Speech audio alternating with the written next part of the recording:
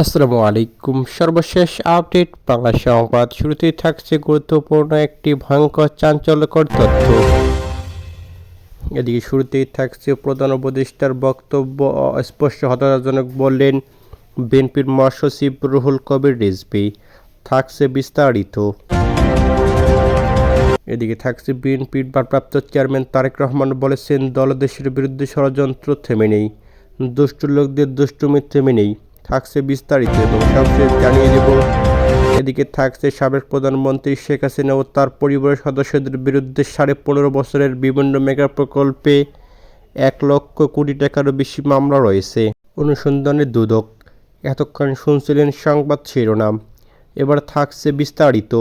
জাতীয় সংসদ নির্বাচন নিয়ে প্রধান উপদেষ্টার বক্তব্য অস্পষ্ট, হতাশাজনক কেমন মন্তব্য করেছেন বিএনপির মহাসচিব মির্জা ফখরুল ইসলাম আলমগীর।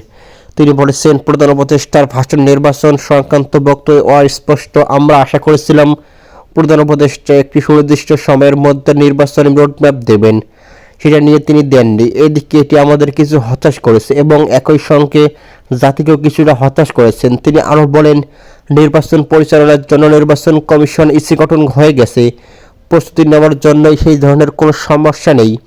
এদিকে অতি দ্রুত সেটা করা সম্ভব। এদিকে সকালে রাজধানীর গুলশানে বিএনপি চেয়ারপারসন কার্যালয়ে এক সংবাদ সম্মেলনে সাংবাদিকদের প্রশ্নের জবাবে এসব কথা বলেছেন মির্জা ফখরুল ইসলাম আলমগীর। এদিকে রাতে বিএনপির স্থায়ী কমিটির সভা হয়। সেই সভায় সিদ্ধান্ত জানাতে সংবাদ সম্মেলনে আয়োজন করা হয়। সভায় অবিলম্বে ফ্যাসিবাদ বিরোধী আন্দোলনে অংশগ্রহণকারী রাজনৈতিক দলগুলোর সঙ্গে মত বিনিময়ের সিদ্ধান্ত নেওয়া হয়। লিয়াজ কমিটির দায়িত্বপ্রাপ্ত সদস্যদের এ বিষয়ে প্রয়োজনীয় ব্যবস্থা নেওয়ার সিদ্ধান্ত গৃহীত হয়েছে। এই নির্বাচনের সময়ের ব্যাপারে জাতির উদ্দেশ্যে প্রধান উপদেষ্টার দেওয়া ভাষণ এবং তার প্রেস সচিবের বক্তব্যকে সাংঘর্ষিক বলে উল্লেখ করে বিএনপির মহাসচিব মির্জা ফখরুল ইসলাম আলমগীর। তিনি বলেছেন, প্রধান উপদেষ্টা বলেছেন 25 সালের শেষের দিকে অথবা 2026 সালের প্রথম অংশে নির্বাচন হবে। এরপর তার প্রেস সচিব বলেছেন 2026 সালের জুনের মধ্যে নির্বাচন হবে। তার প্রেস সচিবের কথা সাংঘর্ষিক হয়ে গেছেন। তাদের দেওয়া বক্তব্যে কোনটা সঠিক আমরা বুঝতে পারছি না। এদিকে স্থায়ী কমিটির সভার সিদ্ধান্ত জানিয়ে বিএনপির মহাসচিব বলেন, সবাই 16 ডিসেম্বর বিজয় দিবসে প্রধান উপদেষ্টা ডক্টর মোহাম্মদ ইউনূস জাতির উদ্দেশ্যে যে ভাষণ দিয়েছেন তা নিয়ে বিস্তারিত আলোচনা হয় এবং পরবর্তী সময়ে প্রধান উপদেষ্টা প্রেস সচিব সংবাদ সম্মেলনের মাধ্যমে উপদেষ্টাদের ভাষণের যে ব্যাখ্যা দেন তা নিয়েও আলোচনা হয়েছে। সব মনে করে অধ্যাপক ডক্টর মোহাম্মদ ইউনূসের ভাষণ নির্বাচন সংক্রান্ত বক্তব্য অস্পষ্ট। এদিকে তার বক্তব্য নির্বাচনে একটি সম্ভাব্য সময়ের কথা বলা হলে নির্বাচনের রোডম্যাপ সম্পর্কে কোনো সুনির্দিষ্ট বক্তব্য রাখা হয়নি। এদিকে ডক্টর মোহাম্মদ ইউনূস নির্বাচনের সম্ভাব্য সময়সীমা 2025 সালের শেষ অথবা 2026 সালের প্রথম অংশে আনুষ্ঠানিক কথা বলেন, যা একেবারেই অস্পষ্ট এবং নির্দিষ্ট কোনো সময় উল্লেখ নেই। অথচ তার প্রেস সচিব বলেন 26 সালের জুনের মধ্যে নির্বাচন অনুষ্ঠিত হবে, যা পরস্পর বিরোধী। বিএনপির মহাসচিব বলেন, স্থায়ী কমিটির সব মনে করে এ ধরনের পরস্পর বিরোধী বক্তব্য আরো বিভ্রান্তির সৃষ্টি করেছেন। যেহেতু নির্বাচন কমিশন গঠিত হয়ে গেছে, সেহেতু নির্বাচন অনুষ্ঠানের বিলম্বের প্রয়োজন নেই। নির্বাচন কেন্দ্রিক সংস্কারগুলো সম্পন্ন করে দ্রুত নির্বাচন অনুষ্ঠান সম্ভব। জনগণের বিষয়ে প্রধান উপদেষ্টার কাছ থেকে সুস্পষ্ট বক্তব্য প্রত্যাশা করেছে। সভা মনে করে নির্বাচনের সুনির্দিষ্ট সময় রাজনৈতিক দল ও অন্যান্য অংশীদারদের সঙ্গে আলোচনার মাধ্যমে নির্ধারণ করা উচিত। এদিকে বিএনপির মহাসচিব মির্জা ফখরুল ইসলাম আলমগীর আরও বলেন, সবাই সংবিধানের 15 সংশোধনী সংক্রান্ত হাইকোর্টের রায়ের বিষয়ে আমাদের বক্তব্য, ওই সংশোধনীতে 55টি দফায় সংবিধানের বিভিন্ন অনুচ্ছেদে প্রস্তাবনা এবং তফসিল ব্যাপক পরিবর্তন, সংশোধন ও বিয়োজন করার মধ্যে দিয়ে সংবিধানকে একদলীয় শাসন রাষ্ট্র ব্যবস্থা কায়েমের প্রধানতম হাতিয়ার পরিণত করা হয়েছে। বিএনপির ভারপ্রাপ্ত চেয়ারম্যান তারেক রহমান বলেছেন, দল ও দেশের বিরুদ্ধে ষড়যন্ত্র থেমে নেই, দুষ্ট লোকদের দুষ্টুমি থেমে নেই। সেটি আমাদের দেশের ভিতর ও বাহিরে উভয় জায়গায় হচ্ছে। কারণ এ দেশের অর্থ সম্পদ, প্রাকৃতিক সম্পদ অনেকেই নীরব দৃষ্টিতে তাকিয়ে থাকে। এই দেশে যদি একটি বিশৃঙ্খলা লাগিয়ে রাখা যায়, এটা অনেকের জন্য ভালো সুযোগ। তিনি আরও বলেছেন, এই দেশের যদি দুর্বল জনসমর্থনহীন সরকার ক্ষমতায় রাখা যায়, তাহলে অনেকেই অনেক কিছু লুটপাট নিয়ে পারবে। কিন্তু এদেশ যদি জনগণের কথা বলে, জনগণের কথা চিন্তা করবে, যারা দেশের কথা বলবে, দেশের কথা চিন্তা করবে, এমন কেউ যদি দেশ পরিচালনার দায়িত্ব থাকে, তখন দেশের স্বার্থ, জনগণের স্বার্থ নিরাপদে থাকবে। দর্শকদের দৃষ্টি নিয়ে দেশটার দিকে, এই দেশের প্রাকৃতিক সম্পদের দিকে তাকিয়ে আছে, তারা 10 বার চিন্তা করবে।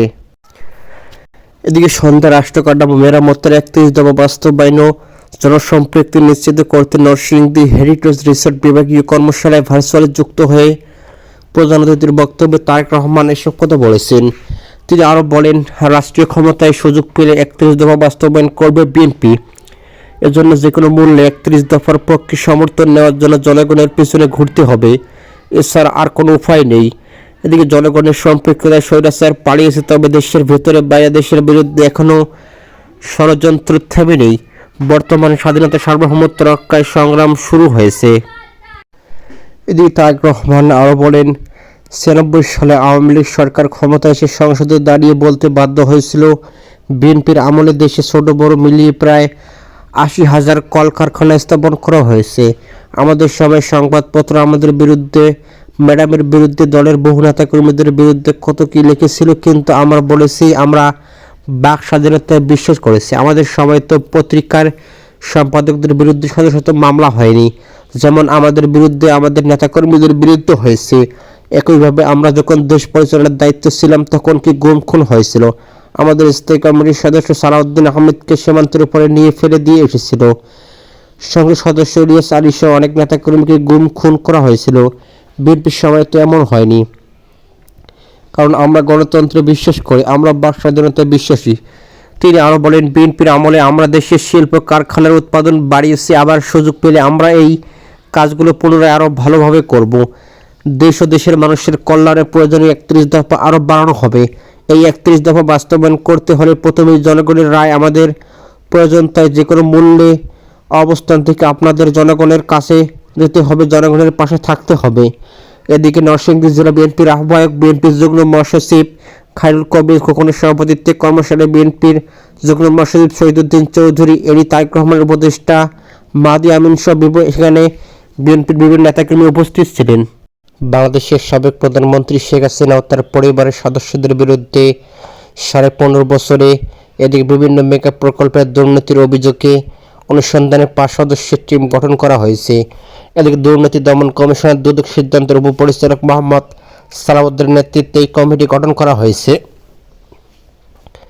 টিমের অন্য সদস্যরা হলেন উপপরিচালক সাইদুজ্জামান, এছাড়াও সহকারী পরিচালক আফরান জান্নাত, KSM রাশিদুল রহমান সহ এখানে অনেক।